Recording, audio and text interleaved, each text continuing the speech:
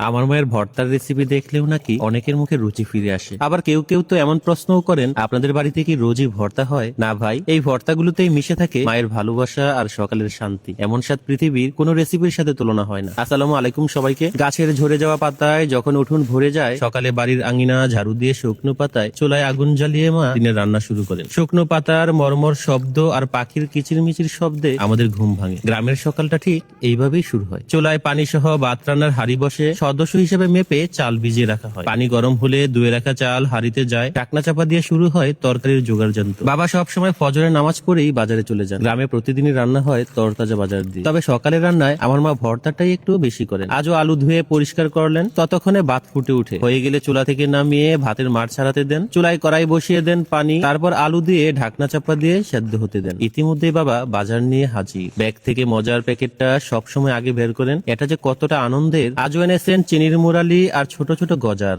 সবজি হিসেবে বেগুন, গাজর আর সিম। মাছটা প্রতিদিন আনেন না। আলু সেদ্ধ হলে পানি ছেঁকে পোড়া পোড়া করে নেন মা। বাজার থেকে আনা তরতাজা একটা বড় বেগুন ফুটো করে তেলে মেখে পোড়াতে দেন। এরিফাকে আলু ভর্তার মরিচু টেলে নেওয়া হয়। মরিচ টালার পর বোতলে ভরে রাখলে অনেক দিন মচমচ ভালো থাকে। আজ কিন্তু চান্দা শুটকির ভর্তাও করা হবে। ভেজে নেওয়ার পর চালুনিতে নিয়ে কাপড়ে মুড়িয়ে কাটা ছাড়াতে হয়। বাজার থেকে আনা তরতাজা সিমের ভর্তাটাও সকালে খুব ভালো লাগে। ছোট বোন কয়েকটা সিমের আঁশ ছাড়িয়ে দিল।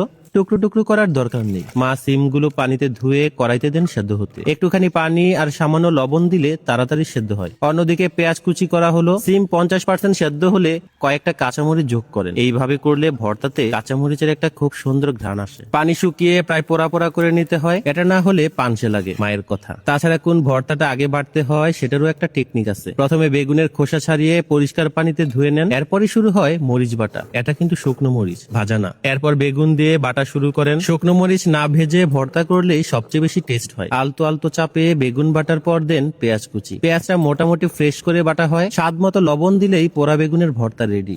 এরপরই সিম ভর্তা। কাঁচামরিচ বেটে সিম বাটার পালা। বিচিওয়ালা সিম হওয়ায় ভর্তাটা বেশ আঠালো হয়, খেতেও কিন্তু ভীষণ মজার। ক্ষেতের তরতাজা ধনেপাতা দিলে সিম ভর্তার ঘ্রাণটা আরো ভালো আসে। এরপর ধনেপাতা, পেঁয়াজ আর লবণ দিয়ে বাটলেই সিম ভর্তা প্রস্তুত। মায়ের হাতের এই ভর্তা হলে আমার আর কিছুই লাগে না। শুটকি ভর্তার আগে পাটা ধুয়ে নিতে হয়। এরপর শুকনো মরিচ বাটা। ভাজা মরিচটা মা শুধু আলু ভর্তাতেই দেন। চান্দা শুটকি চাপ দিয়ে দিয়ে বাটেন। আদা ভাঙ্গা হলেই খেতে ভালো লাগে। পেঁয়াজ কুচি আর লবণ মিশিয়ে আরেকবার বাটলেই ভর্তা রেডি। আজ মা টাকি শুটকির ভর্তাও করছেন। শুটকিটা পরিষ্কার করে কেটে ভাজা হয়, তারপর গরম পানিতে সেদ্ধ করে ভালো করে ধুয়ে নেওয়া হয়। টাকি শুটকির ভর্তাটা কিন্তু অনেকেই করতে জানেন না, আপনারা চাইলে শিখে নিতে পারেন। আর অবশ্যই ধনেপাতাও ব্যবহার করবেন। মায়ের বাটাবাটির সব ভর্তা প্রায় প্রস্তুত, এখন শুধু আলু ভর্তা বাকি। বর্তমানে আলু ভর্তাটা খুব ট্রেন্ডে। বিদেশের মতো দেশেও নামি দামি ব্র্যান্ড রেডিমেড ভর্তার প্যাকেট বানাচ্ছে। জানি না সেগুলো কেমন, কিন্তু মায়ের হাতের নুন মরিচ পেঁয়াজ মাখানো আলু ভর্তাটাই আমার কাছে বেস্ট। নুন মরিচ পেঁয়াজ মাখিয়ে আলু টেপা হয়, তারপর ধনেপাতা কুচি আর ঘানিতে ভাঙা খাঁটি সরিষার তেল দিলে ভর্তার স্বাদ হয় দ্বিগুণ।